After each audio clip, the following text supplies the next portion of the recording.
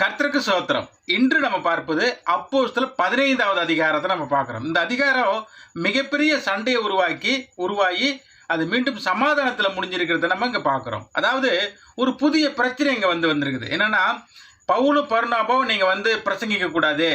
இது மோசேவின் முறைமைப்படி விருத்தசேதனம் பண்ணினாதான் நீங்கள் பிரசங்க இதுக்கு ரட்சிக்கப்புக்குள்ள வருவீங்க. நீங்கள் அப்படிலாம் பண்ணக்கூடாதுன்னு சொல்லிட்டு யூதே தேசத்து மக்களும் பவுல் பர்னபாவுக்கும் பெரிய பிரச்சனை உண்டாகுது. வாக்குவாதம் அதிகமாகுது. இவங்க என்ன சொல்றாங்க, இயேசு கிறிஸ்து மேல விசுவாசம் இருந்தாவே போதும் அப்படின்றாங்க. இல்ல அவங்க என்ன சொல்றாங்க, மோசேவின் படி விருத்தசேதனம் பண்ணினாதான் பண்ண முடியும் அப்படின்றாங்க. இவங்க ரெண்டு பேருக்கு பிரச்சனை பெருசான உடனே அந்தியோகிய தேசத்து மக்கள் எல்லாம் ஒன்னா சேர்ந்து பெரிய இதாயிடுச்சு. சரி, என்ன முடிவு பண்ணலாம்னா, சரி நம்ம எருசலேமுக்கு போவோம். அங்கே பெரிய பெரிய அப்போஸ்தலர் இருக்காங்க, மூப்பர்கள் இருக்காங்க, அவங்கள்ட்ட நம்ம இதை சொல்லும். அவங்க என்ன சொல்கிறாங்களோ அதுக்கு நம்ம எல்லாம் கட்டுப்படும் அப்படின்னு ஒரு முடிவுக்கு வராங்க.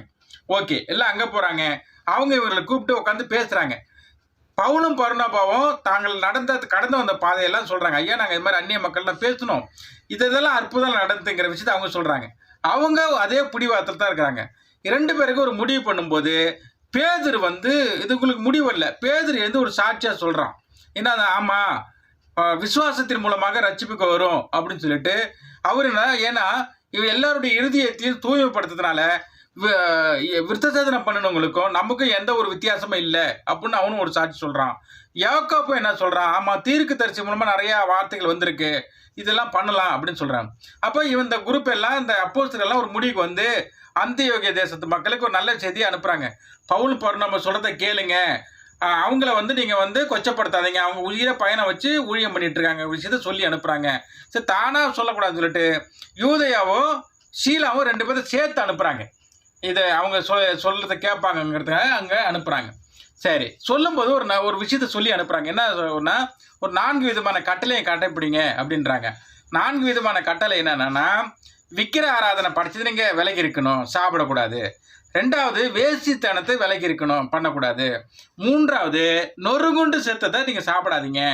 4வது, அந்த ரத்தத்தை நீங்கள் பானம் பண்ணக்கூடாது.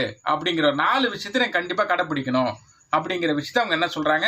சரிங்க, இந்த விஷயத்தை அவங்க சொல்கிறாங்க. அவங்க ஏற்றுக்கிட்டாங்க. இந்த பிரச்சனை சமாதானமாக முடிஞ்சது, மக்களும் ஓகே பண்ணிட்டாங்க.